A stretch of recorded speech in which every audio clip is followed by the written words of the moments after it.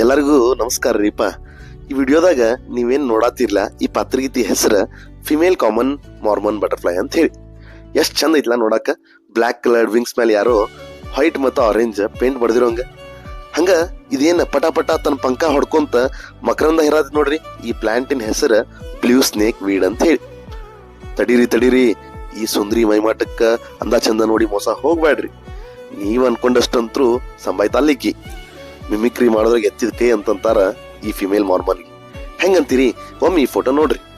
ಇಲ್ಲಿ ಏನ್ ಕಾಣ್ತೈತಿಲ್ಲ, ಈ ಬಟರ್ಫ್ಲೈ ಹೆಸರು ಕ್ರಿಮ್ಸನ್ ರೋಸ್ ಅಂತ ಹೇಳಿ. ಇದ್ರ ಸ್ಪೆಷಾಲಿಟಿ ಏನಪ್ಪಾ ಅಂತಂದ್ರ ಯಾವ್ದ ಪಕ್ಷಿ ಈ ಒಂದು ಪಾತ್ರಗೀತಿನ ತಿನ್ನಕ್ ಹೋಗಂಗಿಲ್ಲ. ಯಾಕಂತಂದ್ರ ಇದ್ರ ಟೇಸ್ಟ್ ಅವುಗಳಿಗೆ ಲೈಕ್ ಆಗಂಗಿಲ್ಲ.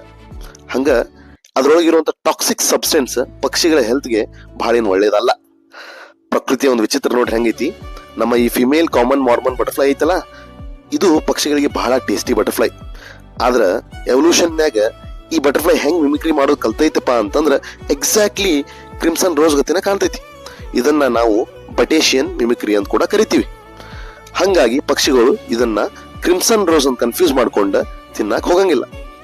ಈಗ ಗೊತ್ತಾಗಿರ್ಬೇಕಲ್ಲ ನಿಮ್ಗೆ ನಾ ಯಾಕೆ ಇಕ್ಕಿನ ಸಂಬಾಯ್ತು ಅಲ್ಲ ಅಂತ ಹೇಳಿದ್ನಿ ಅಂತ ಹೇಳಿ. ಇದೇ ರೀತಿ ಇನ್ನಷ್ಟು ಪ್ರಕೃತಿ ವಿಸ್ಮಯಗಳ ಜೊತೆ ನಿಮ್ಮನ್ನ ಭೇಟಿ ಆಗ್ತೀನಿ. ನಮಸ್ಕಾರ ರೀ.